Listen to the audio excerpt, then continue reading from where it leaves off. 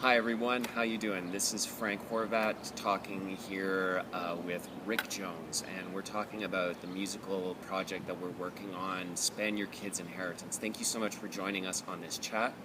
Rick is one of the cast members in our troupe that's putting on this musical, and I've had the pleasure of composing this work. And we want to just talk a little bit about the show. And first, maybe Rick, you can tell us a little bit about the character you're playing, Hal. What resonates with you about this guy? Well, Hal's been in the home for a while now. He has MS, and some days he has good days, other days he's not so good. So his mobility is quite limited, so he needs the extra help of the assistant retirement. He's also become quite hard of hearing, so he has trouble mixing in with the other people because he just can't hear what they're saying a lot of the time. Just like with myself, females register the frequency of female voices has begun to disappear. So it's hard because he's mostly surrounded by women in the nursing home, the retirement home, and he just can't hear them. So rather than complicate things and getting in where he's confused, he just isolates himself. And while he may have some very active inner life, he doesn't really participate that much with the women.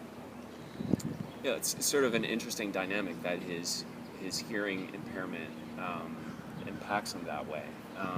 And you can relate sort of maybe everyday life that kind of, because you battle that yourself in real life. Well, I just picked up my first set of hearing aids, so yeah, I really understanding what Hal's going through. It's very frustrating not to be able to hear what's going on around you, and people having to repeat themselves all the time. It's frustrating. Right. Yeah. No, I can see that, and I think that tends to be a thing in a lot of popular culture, a lot of plays, TV shows, portraying characters that have a hearing impediment and so forth. And how do you think we're handling it, or how do you think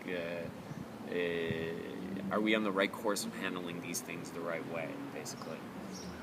Well, I think because Hal is isolated, he hardly ever initiates anything in the home. He stays away from things, and when people really want to catch his attention, they talk a lot louder to make sure they got it.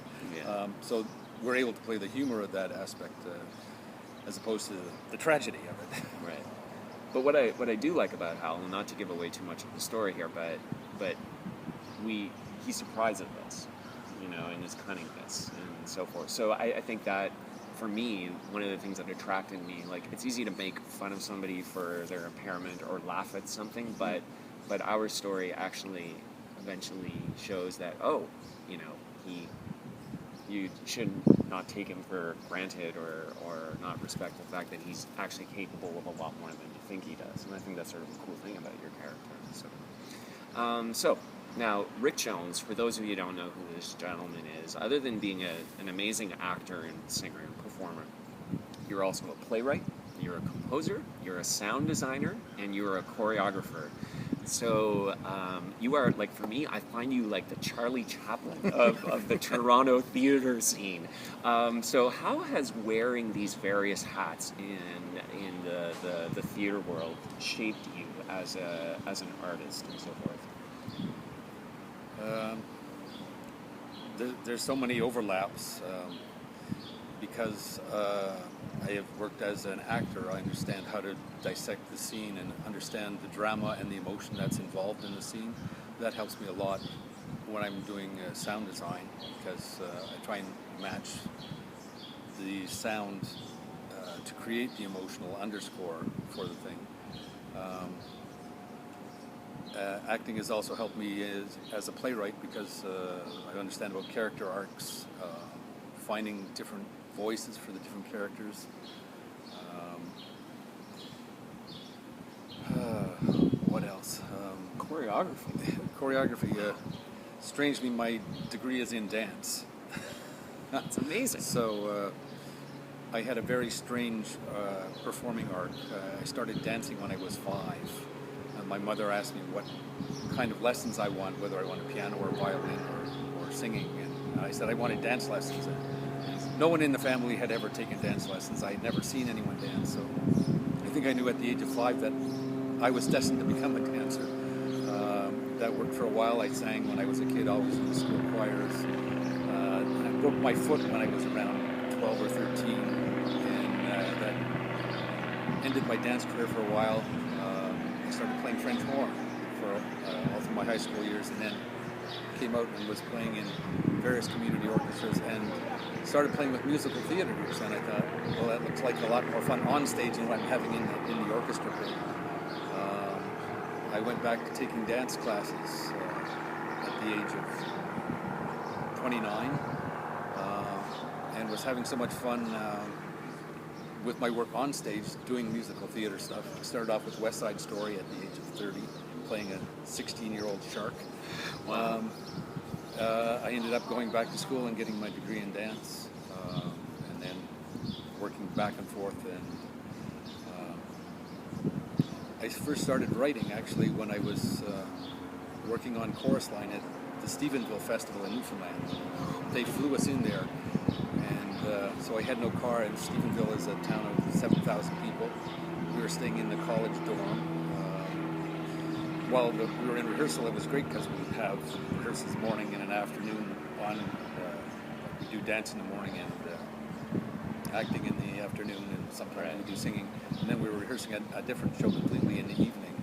But once we started performances, I had my whole day up until like 7 o'clock when our call time was. And what the heck do you do in Stephenville in the college dorm for your whole day? And the rest of the cast was like in their 20s. Yeah. I was 40 at the time, so that's when I started writing my first show, which was based on an older actor performing in a theater festival in Newfoundland.